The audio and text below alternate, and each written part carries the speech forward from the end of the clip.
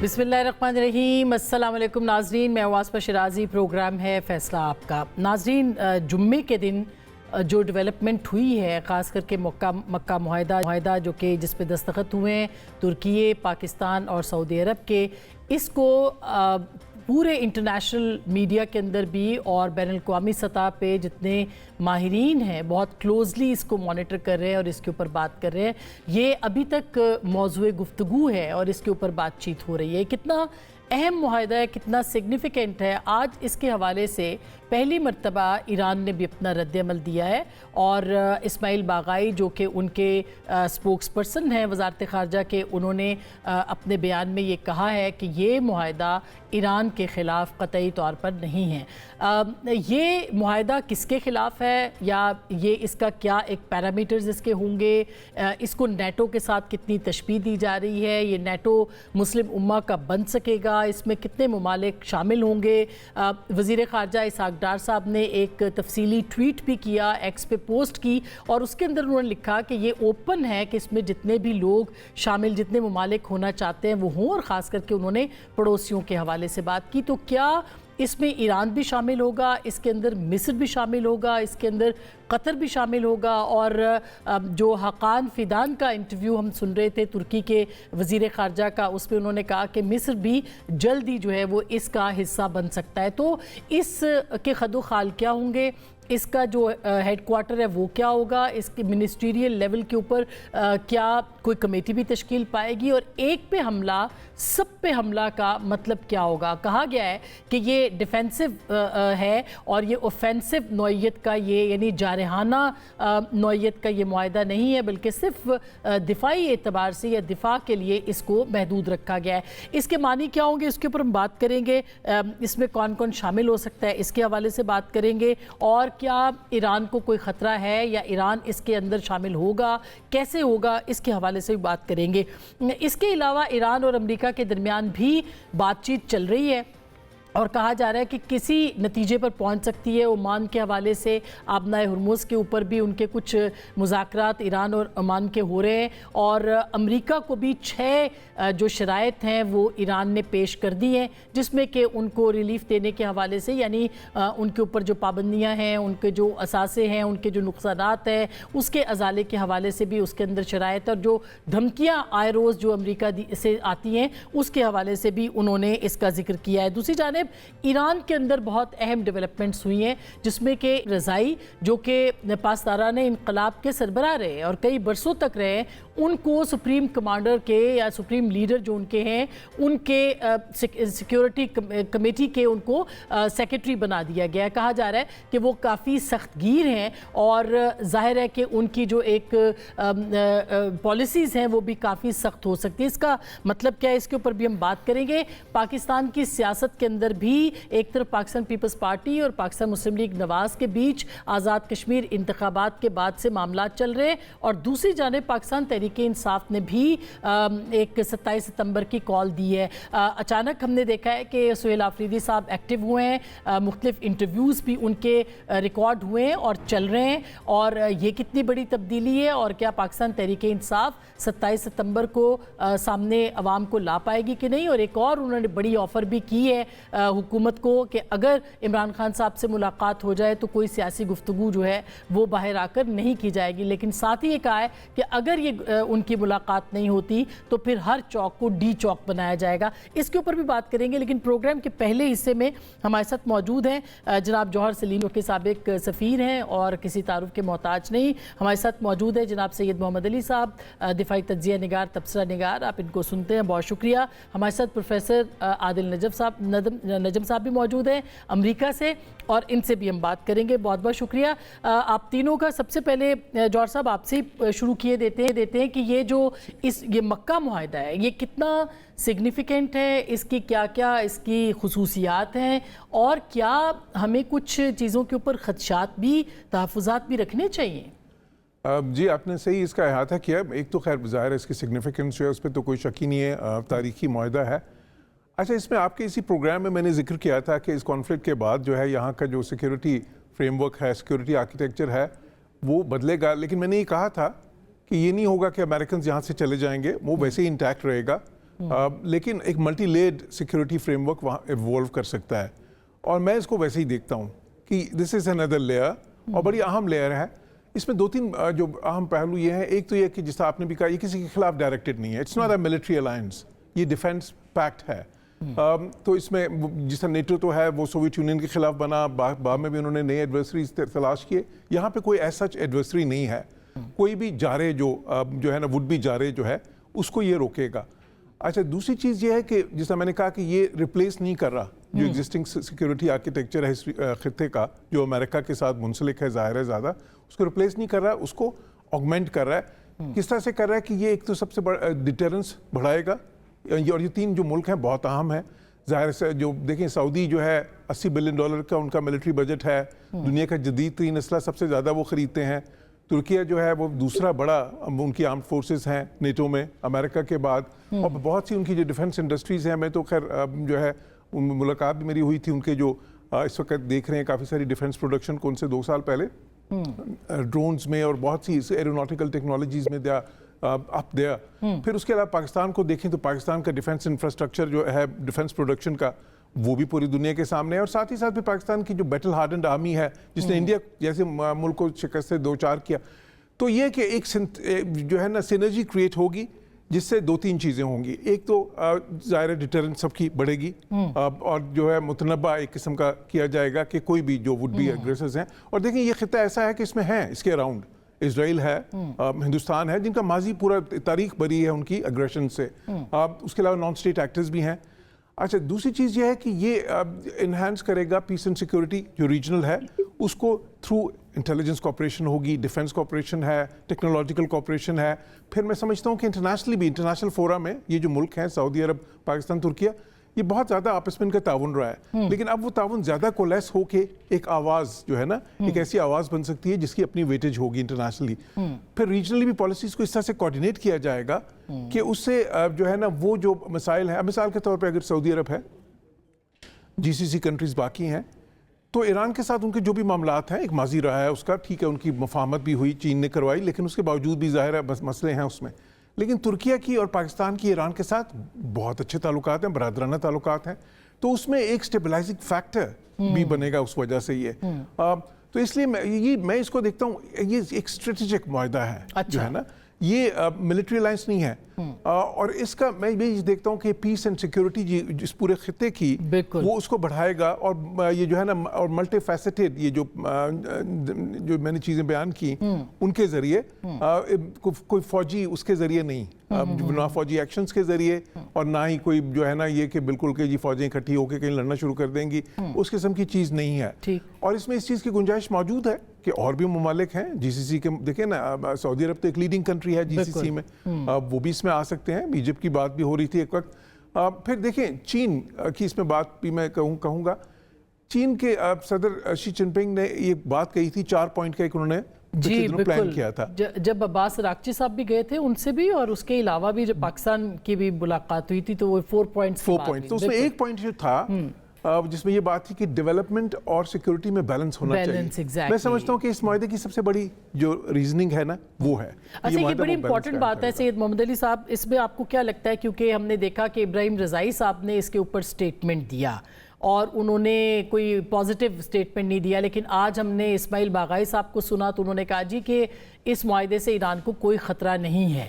تو یہ کیوں سمجھا گیا کہ یہ الائنس جو ہے وہ ایران کے خلاف ہے؟ اور اس میں ایک اور سوال بھی اگر ہم ایڈ کر لیں کہ اگر کل کو اٹیک ہوتے ہیں اور ہوتی اس کی طرف سے سعودی عرب کے اوپر، اور پھر اس کا اگر رسپونڈ کرتا ہے یہ الائنس، تو آپ کو کیا لگتا ہے کہ کیا پاکستان بھی اس کے اندر شامل ہوگا؟ اور اگر اس کی یعنی توجہ کا مرکز جو ہے یا اس کی جو اس کا اٹیک کا جواب جو رد عمل ہوگا، کیا وہ ایران کے خلاف ہوگا؟ اس کو کس معنوں میں لیا جائے گا؟ بہت سے ابہام ہیں اس کے اندر۔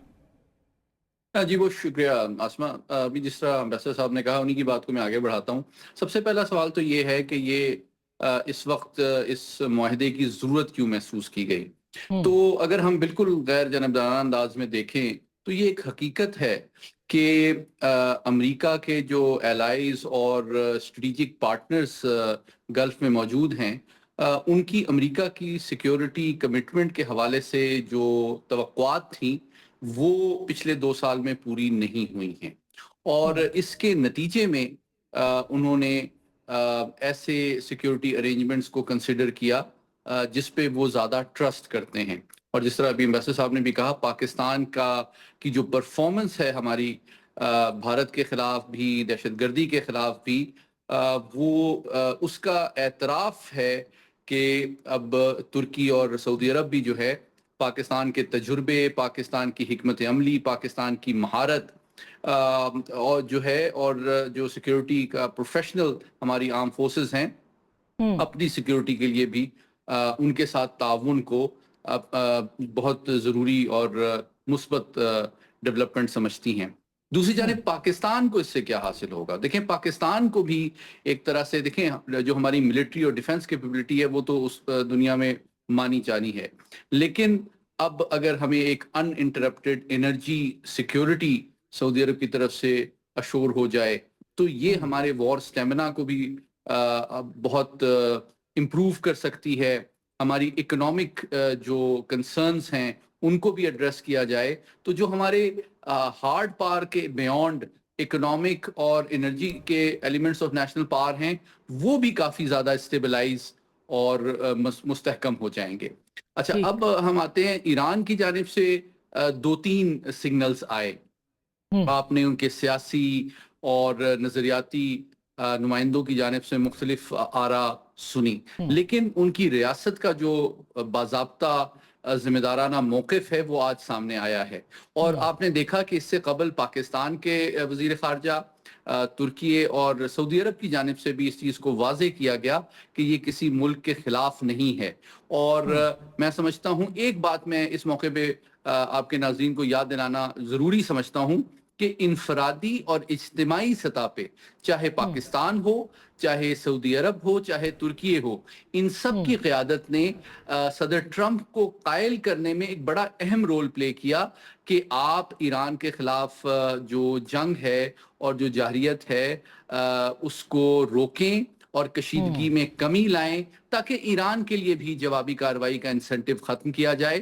اور میں سمجھتا ہوں اس سفارتی کوشش کو، جو کہ ایم بی ایس کی جانب سے بھی کی گئی، صدر اردوغان کی جانب سے بھی کی گئی، پاکستان کی فوجی اور سیاسی قیادت کی جانب سے بھی کی گئی، اس کو ایران نے بھی اپریشیٹ کیا ہے، ایکنالج کیا ہے، اور اس کا ثبوت آج ان کا باضابطہ سفارتی بیان ہے کہ جناب یہ ایران کے خلاف نہیں ہے. اور ایک واحد ریاست جس کی جانب سے باضابطہ طور پہ اس کے بارے میں تشویش کا اظہار کیا گیا ہے، وہ اس کے عزائم کی بھرپور انداز میں ترجمانی کرتا ہے، اور وہ اسرائیل ہے کہ جہاں اس کے بارے میں تشویش پائی جاتی ہے. کیونکہ جس طرح ابھی امبیسڈر صاحب نے بھی کہا، یہ کوئی اوفینسو یا ایکسپینشنسٹ کوئی ملٹری ایڈونچر کا پلان نہیں ہے. اس کا مقصد کلیکٹیو سیکیورٹی اور ڈیٹرنس کو اسٹرینتھن کرنا ہے، دیرپا اور پائیدار امن کو، استحکام کو اور سلامتی کو ممکن بنانا ہے.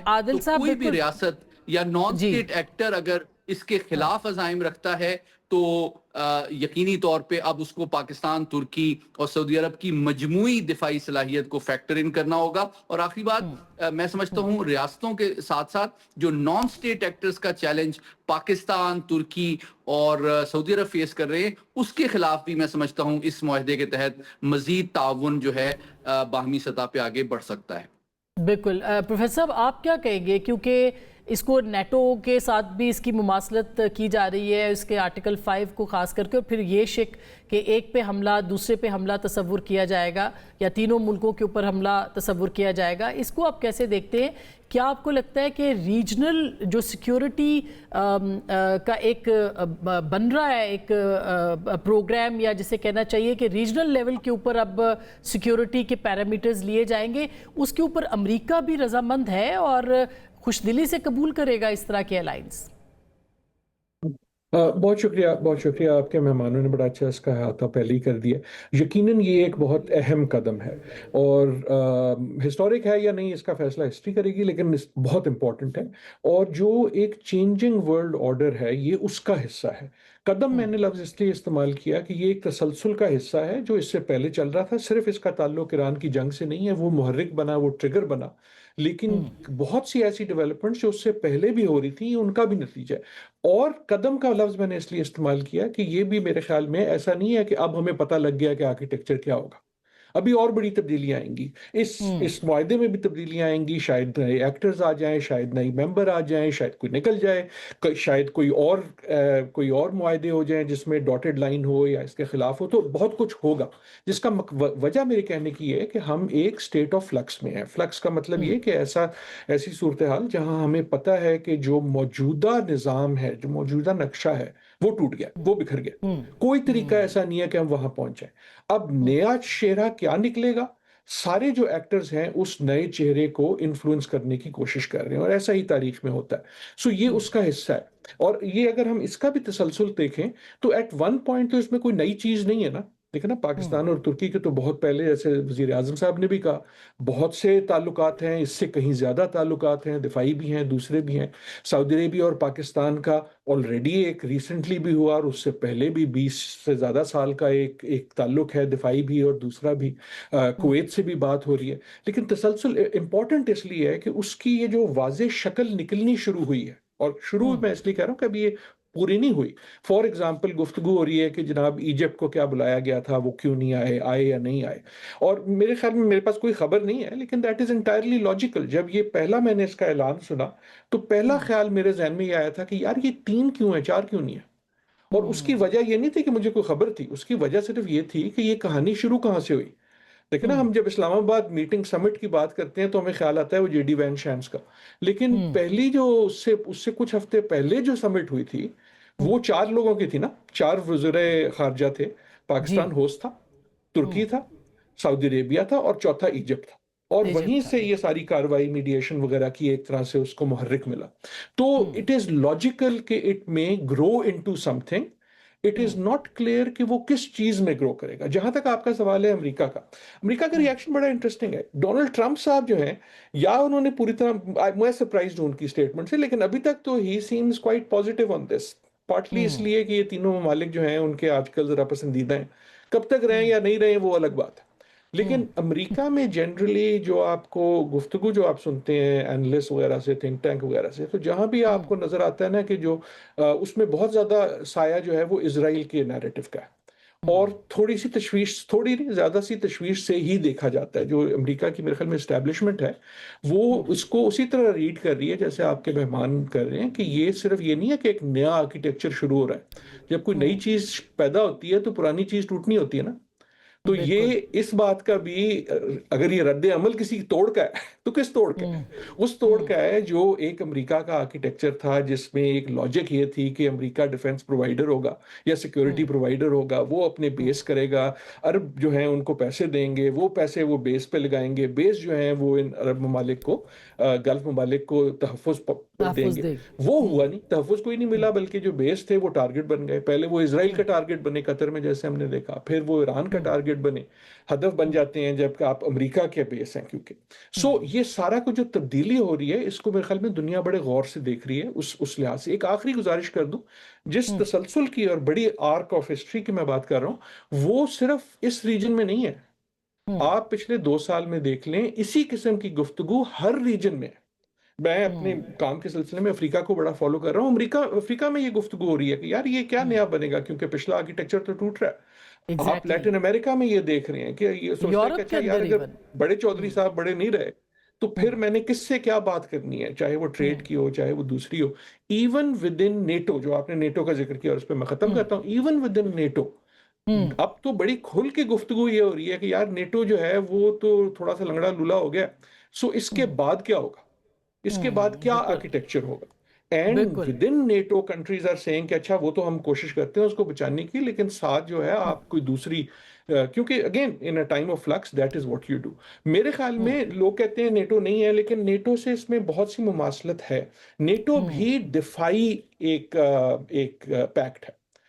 ان سم ویز سارے یہ پیکٹ دفاعی ہوتے ہیں، لیکن 2 قسم کے ہوتے ہیں. ایک ہوتا ہے کہ میں نے جنگ لڑنی ہے، میں نے اپنے دوستوں کو جمع کر لیا، یار آ جاؤ ڈنڈے لے کے آ جاؤ، میں جا رہا ہوں لڑنے، میرے ساتھ آ جانا. ویسے معاہدے بڑے کم ہوتے ہیں. अमूमन मुआहिदों का लॉजिक ये होता है कि जब आप खतरा देखते हैं, चाहे किसी एक नोन एडवर्सरी से, जिस तरह सोवियत यूनियन था नेटो के लिए, या इस मुआहिदे के लिए मेरे ख्याल में इजराइल है, जब आप देखते हैं कि कोई खतरा है, वहां से कोई खतरा हो सकता है, तो आप ऐलान कर देते हैं, सिग्नलिंग कर देते हैं कि मेरे ये दोस्त हैं, मुझसे पंगा मत करना। राइट, मैं जो हूँ, पाकिस्तान जो हूँ, 12 बिलियन 12 अरब खर्च मैं बुला करता हूँ लूंगा अपने अपने दफा पे, दोस्तों को। हाँ, लेकिन सही अब सही ये बात जो है। पैक्ट है हाँ, वो 125 करता है।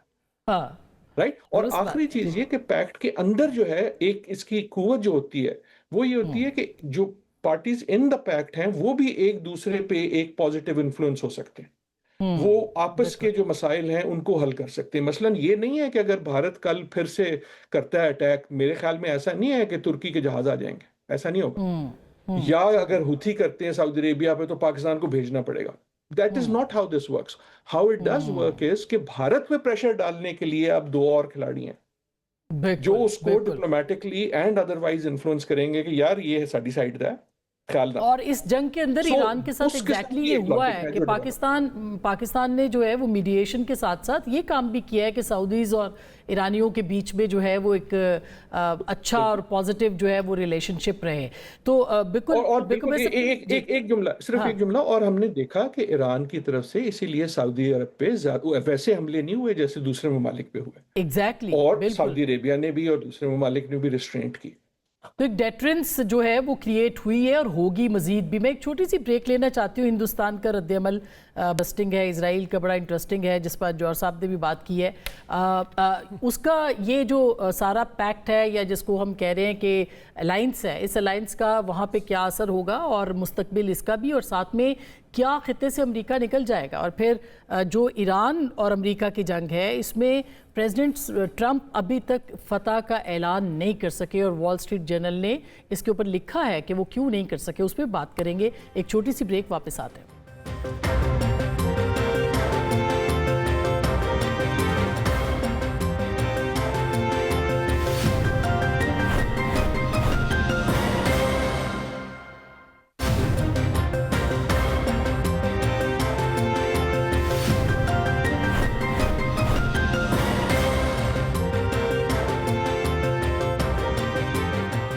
Welcome back. एक दफ़ा फिर आपको खुश आमदीद कहते हैं। जौहर साहब, हम ब्रेक से पहले बात कर रहे थे कि अब आबनाए हुर्मुज़ पे भी बात हो रही है, ओमान की और ईरान की। प्रेसिडेंट ट्रंप को था कि शायद ये रास्ता खुल जाएगा, वो अपनी फतह का ऐलान करेंगे, लेकिन वो नहीं कर पाए हैं।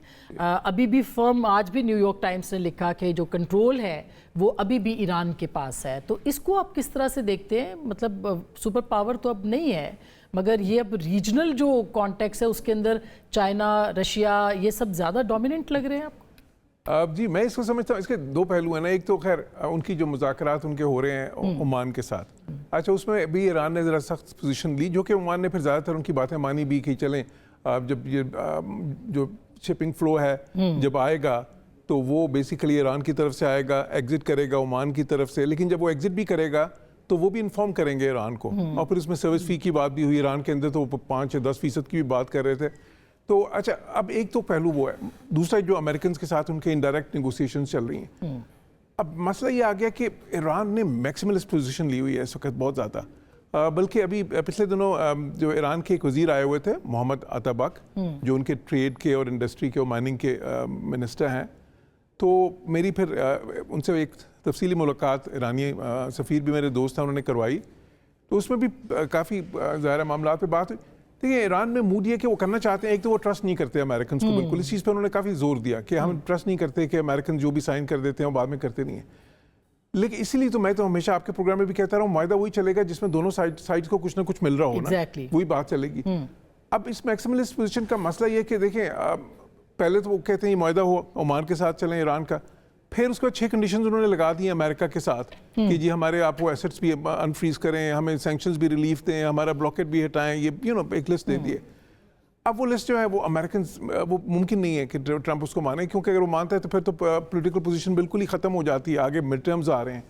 सो नाउ पॉलिसी बड़ी सिंपल है। अच्छा, और इस बार ट्रंप ने थोड़ा सा रिस्ट्रेन भी किया अपने आप को, काफ़ी। तो ट्रंप ने जो कहा है, ये बयान जो है कमी आई है, कमी आई है। और अब जो बयान है थोड़े रियलिस्टिक भी है, जैसा ये बयान के ठीक है जी फिर हम तो इकोनॉमिक प्रेशर ही रहने देंगे उन पे।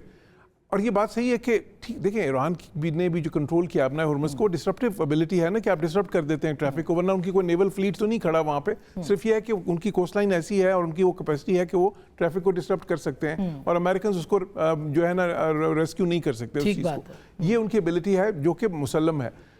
اب میں یہ سمجھتا ہوں کہ اس چیز کا ابھی جو چل رہا ہے چیز, امریکنز واقعی یہ سمجھیں گے کہ پھر یہ چیز اسی طرح رہے, اور یہ کیونکہ جب ظاہر ہے کہ وہ اسٹریٹ بند ہے, اسٹریٹ آف ہرمز, تو دیکھیں سعودی عرب کا تو alternate east west pipe line ہے, وہ امبو پورٹ سے وہ باب المندب, آلدو کہ وہاں پہ بھی ہوتیز نے اٹیک شروع کر دیا.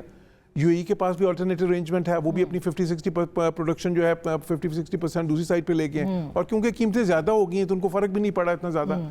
اچھا اصل مسئلہ ہے دیکھیں بحرین ہے, قطر ہے, کویت ہے, یہ ملک ہیں جن کی بالکل ٹوٹل پروڈکشن اس سائڈ سے ہے.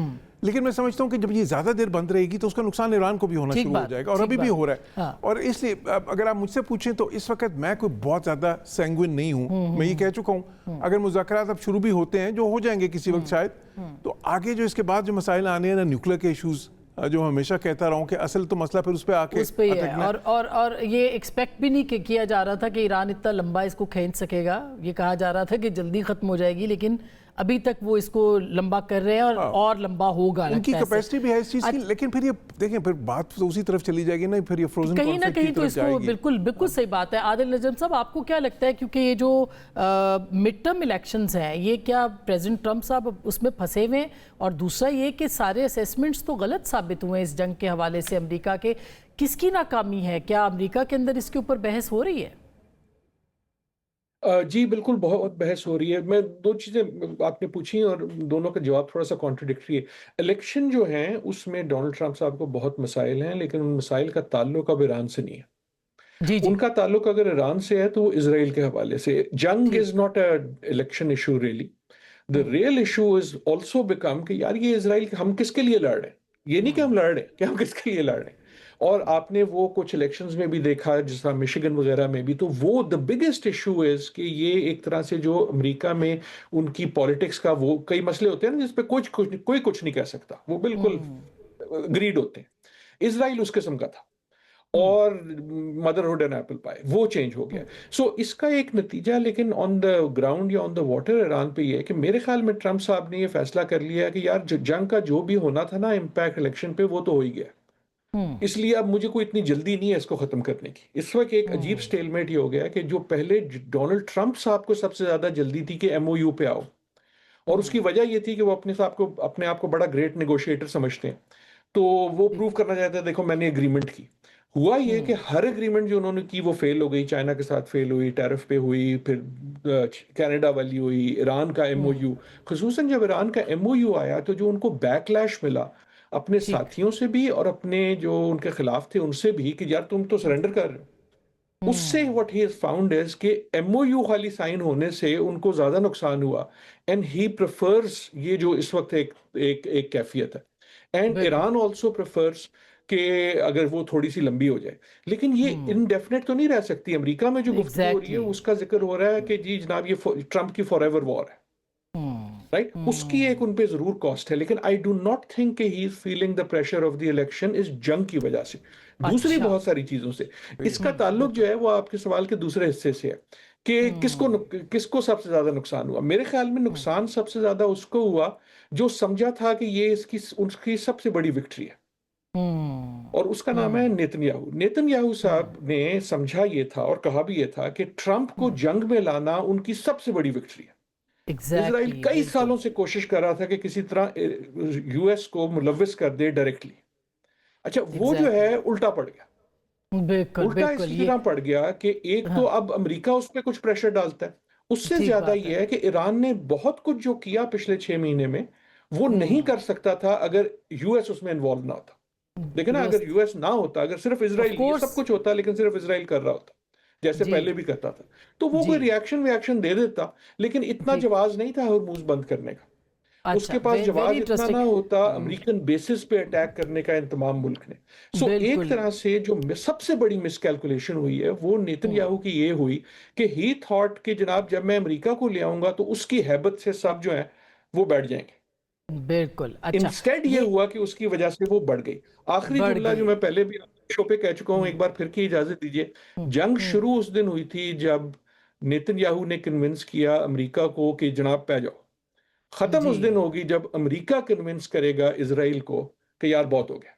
बिल्कुल बिल्कुल, वेरी इंटरेस्टिंग। मोहम्मद अली साहब, क्विकली मैं ये भी जानना चाहती हूँ कि पाकिस्तान का इस वक्त स्टेटस क्या है? क्या वो अभी भी मीडिएटर के तौर पर एक्टिव है? और ये जो बातचीत अमेरिका के साथ हो रही है, इस पे पाकिस्तान शरीक है क्या?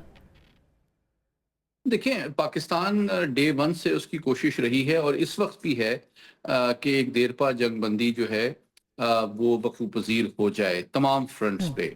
और जिस तरह मैंने अभी गुजारिश भी की कि ये जो पाकिस्तान, तुर्की और सऊदी अरब का जो दवाही माहिदा भी हुआ है, जी इसमें भी पाकिस्तान और इन तीनों ममालिक ने खुसूसन सदर ट्रंप को कायल करने की भरपूर सिफारती कोशिश की है कि कशीदगी में कमी के लिए ज़रूरी है कि अमरीकी हमले जो हैं ईरान पे रोके जाएं।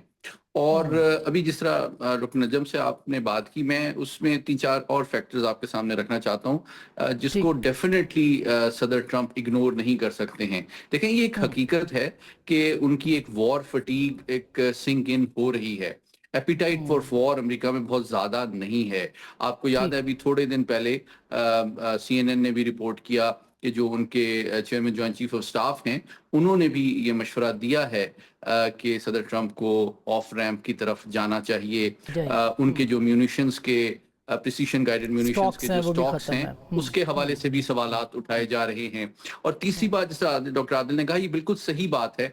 अगर अमेरिका इस जंग में शरीक ना होता तो ईरान को ये जवाज नहीं मिलना था कि वो अरब ममालिक के खिलाफ हमले करे।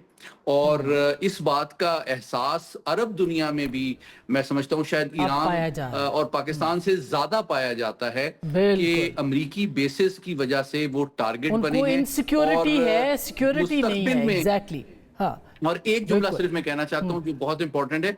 देखें, जो अरब भाई हैं हमारे और अरब ममालिक, उनको इस बात का बखूबी एहसास है कि पिछले 40 साल में जितनी जंगें अमेरिका ने मुस्लिम दुनिया में बिलमूम और अरब दुनिया में बिलखुसूस लड़ी हैं, एक ना एक दिन अमरीकी अफवाज वापस चली जाती हैं।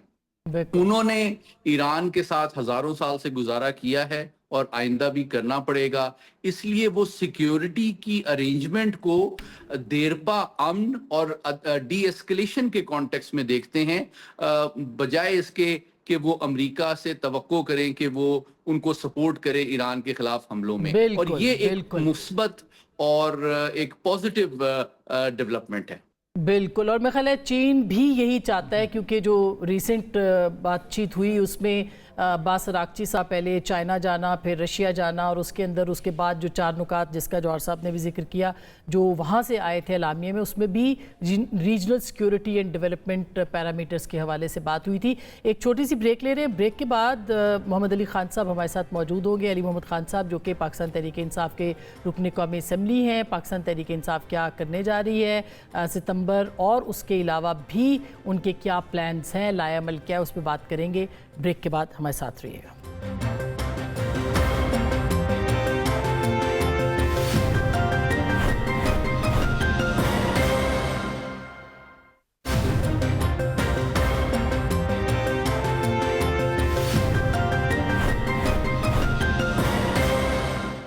Welcome back. एक दफ़ा फिर आपको खुश आमदीद कहते हैं। पाकिस्तान तहरीक इंसाफ 27 सितंबर को लाखों का मजमा लेके इस्लामाबाद आने की बात कर रही है, और मुतालबे उनके दो हैं, इमरान खान साहब की तक रसाई और उनके मुकदमात के सुने जाने के हवाले से मुतालबा है। क्या ऐसा हो पाएगा कि नहीं? आज एक बड़ी इंपॉर्टेंट प्रेस कॉन्फ्रेंस थी जो कि अली मोहम्मद खान साहब और उसमें सुहेल आफरीदी साहब दीगर लोग शामिल थे, जिसमें ये कहा गया है कि अगर इमरान खान साहब के साथ मुलाकात करवाई जाती है तो कोई बाहर आकर सियासी बयान नहीं दिया जाएगा, बल्कि मुज़ाकरात को भी आगे बढ़ाया जाना चाहिए। हमारे साथ अली मोहम्मद खान साहब मौजूद हैं, रुकने कौमी असम्बली, सीनियर रहनुमा पाकिस्तान तहरीक इंसाफ। उनसे हम बात करते हैं। अस्सलाम वालेकुम अली मोहम्मद खान साहब, आपको लगता है कि एक तो लाखों का मजमा आ सकेगा, और दूसरा इमरान खान साहब की सेहत के बारे में जो इत्तलात हैं वो मुतज़ाद इत्तलात आ रही हैं, आपकी पार्टी के पास क्या इत्तला है उनके बारे में? बिस्मिल्लाहिर्रहमानिर्रहीम, अल्लाहुम्मा सल्लि अला मुहम्मदिन व अला आलि मुहम्मद। सबसे पहले तो मैं सिर्फ एक कमेंट करूंगा कि ये जो पाकिस्तान, तुर्किया और सऊदी अरेबिया का डिफेंस पैक्ट हुआ है, بطور پاکستانی تحریک انصاف کی طرف سے میں اس کو اپریشیٹ کرتا ہوں، اور ہمیں اس چیز کا ادراک ہے تحریک انصاف کے لوگوں کو کہ جب پاکستان کی بات ہوتی ہے ہم ہمیشہ اپنی سیاست سے ایک سٹیپ آگے بڑھ کے اپنا رول ادا کرتے ہیں، اپنا اختلاف ادھر رکھتے ہیں، لیکن جب پاکستان کی بات ہوتی ہے تو جس چیز سے پاکستان کی عزت بنتی ہے ہم اس کو بالکل سپورٹ ہیں، لیکن یہ توقع بھی رکھتے ہیں کہ جب بار آپ ایک اچھا رول ادا کر رہے ہیں تو وہی رول ادھر بھی لے کے آئیں، اپوزیشن کو بھی انگیج کریں، اور بالخصوص کشمیریوں کو سب سے آپ بات کیجئے، اپنا گھر ہم سیدھا کریں گے تو بار ہم اور بھی تگڑے ہوں گے۔ دیکھیں جہاں تک آپ کے سوال کا تعلق ہے، ہم یہ نہیں کہہ رہے، یعنی کہ میں as a P T I M N A member یا کور کمیٹی ممبر یا ایز اے سی ایم یہ نہیں کنفرم کر رہے کہ خان صاحب واقعی بیمار ہیں۔ ہم یہ کہہ رہے ہیں کہ جو چیزیں میڈیا میں آ رہی ہیں، جو تشویشناک خبریں آ رہی ہیں، حکومت اس کی تصدیق کروائے ہمارے اپنے لوگوں کے ذریعے، یعنی کہ آپ کا اگر کوئی لوڈ ون اسما صاحبہ بیمار ہو تو آپ کس پہ یقین کریں گی؟ آپ مجھ پہ نہیں کریں گی، آپ اپنے ڈاکٹر پہ یقین کریں گی یا اپنے کسی فیملی ممبر پہ یقین کریں گی یا جس پہ آپ کو ٹرسٹ ہوگا۔ تو ہم یہ کہہ رہے ہیں کہ ہم کوئی اس پہ پالیٹکس نہیں کر رہے، ہم یہ نہیں کہہ رہے کہ علی کو اندر بھیجو یا راجہ صاحب اندر جائیں یا سہیل صاحب جائیں یا ایون فیملی ممبرز۔ اس وقت ہم صرف یہ کہہ رہے ہیں کہ ایٹ لیسٹ ڈاکٹرز کو تو جانے دیجئے، اور وہ جو ہیں وہ دونوں بڑے نان پولیٹیکل آدمی ہیں، پیورلی پروفیشنل ہیں، عاصم صاحب بھی اور فیصل صاحب بھی جو خان صاحب کے پرسنل ڈاکٹرز ہیں، تو آپ ان کو جانے دیجئے، وہ خان صاحب کو دیکھ لیں۔ اور جہاں تک وہ کمٹمنٹ والی آپ نے بات کی ہے تو وہ سہیل صاحب نے آج بات کی ہے، ظاہر ہے انہوں نے پیچھے فیملی سے بات کی ہوگی، تو اگر ایسی بات ہے تو یہ اچھی ڈیولپمنٹ ہے کہ کم از کم خان صاحب سے رابطہ کاری بحال ہو، اس کے بعد مجھے لگتا ہے کہ چیزیں انشاءاللہ بہتری کی طرف چل پڑیں گی۔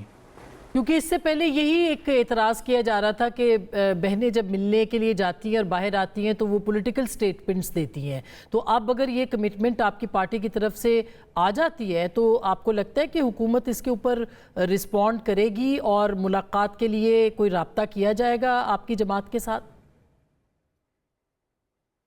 بالکل رابطہ ہونا چاہیے، سیاست میں بات ہوتی ہے۔ دیکھیے اگر آپ میں تھوڑا پیچھے لے جاتا ہوں، زیادہ پیچھے نہیں، جب ابھی عمر ایوب صاحب ہمارے پوزیشن لیڈر تھے اور شبلی فراز صاحب خان صاحب کے جو قریبی ساتھی اور ان کے چیف جو ایڈوائزر جو ان کے ساتھ ہوتے تھے سٹاف افسر، تو ایک وقت میں پروٹوکول یہ تھا کہ اندر جو بھی جاتے تھے، مروت صاحب اس زمانے میں جاتے تھے اندر اور میں جاتا تھا اس میں، گور صاحب، ایوری بڈی، طریقہ یہ تھا کہ بار آ کے ریٹن میں خان صاحب کی انسٹرکشنز لینا اور ریٹن میں وہ شبلی صاحب کو بھیجنا اور وہ کور کمیٹی سے اپروو کر کے اس پہ پھر بات ہوتی تھی۔ تو اس زمانے میں ایسی چیزیں بڑی کم ہوئیں۔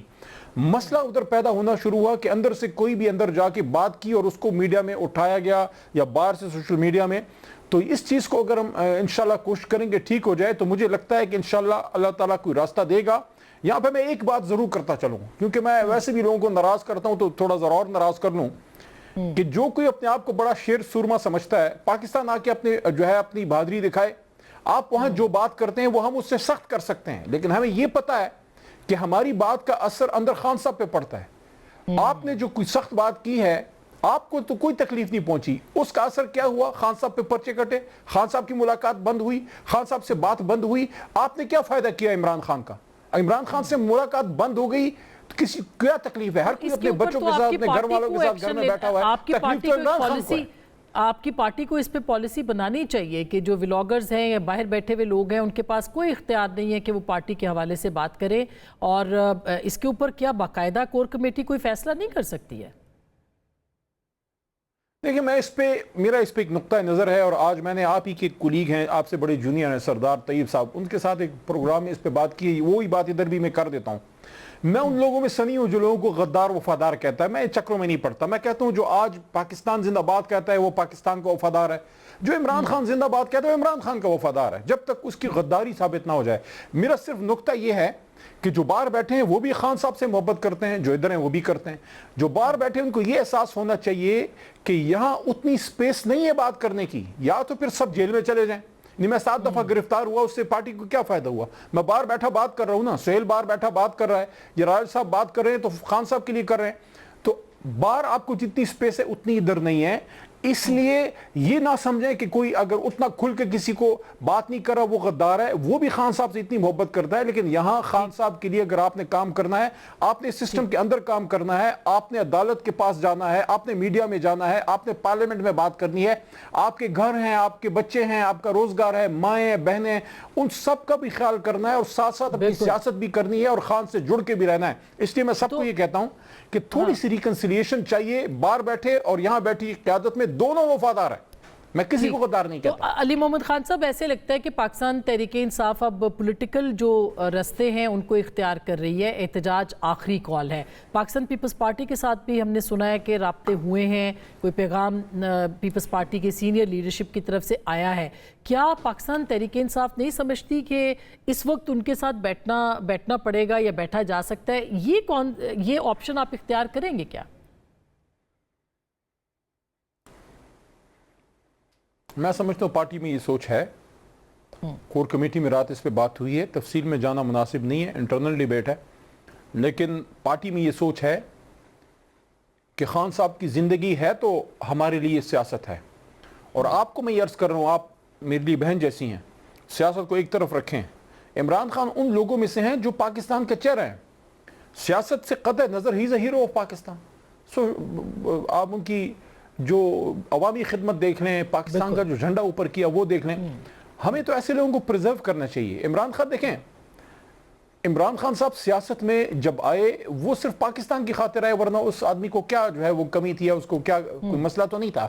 اس لیے میں یہ کہتا ہوں کہ اس مسئلے کو اگر گفتگو سے کوئی راستہ نکل سکتا ہے تو نور علی نور ہے, نہیں ہے تو احتجاج. تو ویسے بھی کال تو سہیل صاحب نے دے دی ہے. پاکستان تحریک انصاف یہ سمجھ رہی ہے کہ وہ بات چیت کے ذریعے سے اب راستہ نکال سکتی ہے, اور یہ ایک اچھی سوچ ہے جو کہ پاکستان تحریک انصاف نے اپنائی ہے. اس کے بارے میں باقاعدہ پاکستان تحریک انصاف میں گفتگو بھی ہو رہی ہے. جو ہاکش ایٹیٹیوڈ رکھنے والے لوگ ہیں ان کو ایک طرح سے پارٹی ڈسون بھی کر رہی ہے, ان کے خلاف بھی بات کرنا شروع ہوئی ہے. اصل بات یہ ہے کہ سیاسی رستہ نکالا جائے اور بار بار سڑکوں پہ آنے کی بجائے سیاست کے ذریعے سے رستہ نکالا جائے. اپنے پروگرام دیکھا, گفتگو آپ نے سنی, فیصلہ آپ کا.